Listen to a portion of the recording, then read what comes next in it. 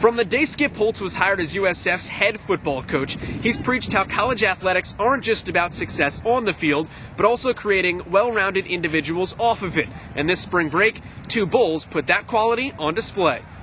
I arrived in Africa Saturday, maybe Sunday morning. It's a 5-hour time difference. And definitely the weather was different, and you get a vibe as soon as you step off that plane. The Victory Beyond Competition theme is part of Athletes in Action, and it really talks about beyond sport, how are you going to be victorious in life, and even beyond life, what kind of legacy do you want to leave. Linebacker Sam Barrington and receiver Tyller Stowell each took alternative spring breaks, Barrington traveling to West Africa and Stowell to Costa Rica.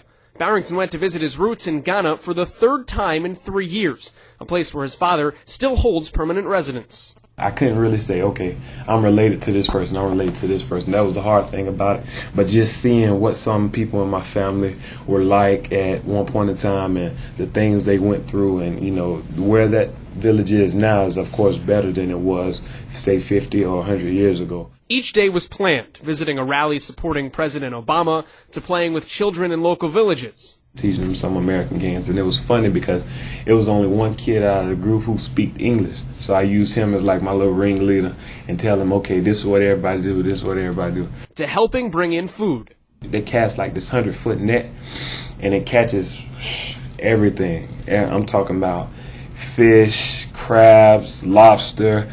I saw like 1,000 jellyfish, and I'm talking about everything. It catches everything. And so it was about 100 people out there pulling that net, but the thing is, you got about these 10-foot waves.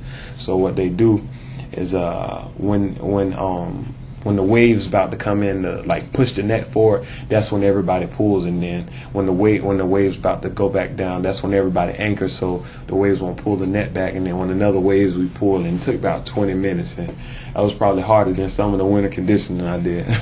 But visiting is just the start for Barrington. He plans on returning again in June and is looking to begin his own foundation, talking with other organizations about how to get started.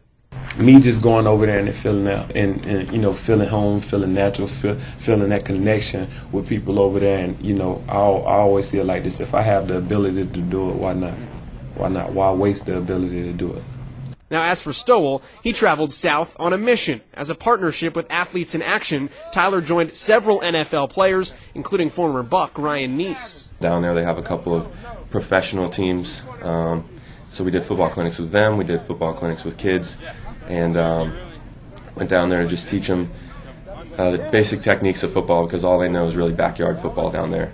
And then afterwards, we would come together and present the gospel. But that only covered the nights of Stowell's 5-day trip. During the day, we worked on building a fence around a property up there that's going to be an orphanage, going to be a dormitory for missionaries. They're going to build a gym and a soccer field for the community down there. We also went to this place called The Hole, which was, if you've ever seen Slumdog Millionaire, it literally looks just like that. And it's very moving. We brought food to the people down there. We brought toys to the kids. We just kind of hung out with them for a little bit. Not only was the experience moving, also maybe life-changing for the Bulls wideout. One guy, I heard him say, we can't do everything, but we can do something. And just going down for a week was just something that we can do, but coming back, you know, really thinking, what can I do? And I kind of felt it was just to be more thankful, just to be more content with what I have and not be so consumed with my own pleasure and my own comfort. You know, there's dirt, mud floors, there's holes in the roof, and it rains, you know, every day down there all summer long. And it's, you know, they don't have a lot of blankets to keep them warm when it rains and it's cold, and they don't have stuff to keep them dry, and there's bugs running all over the house probably at night. And yet down there they're so content with the things that they have. Plans are already being made for a return trip next spring, something Stowell would welcome, and something like Barrington's efforts that can only make the Bulls stronger. Football's not going to last forever, and for the majority of the young men that come to South Florida, it's going to be a 4-year experience, and we want it to be a great experience, but it's going to be a 40 to 50-year life when they're all done here.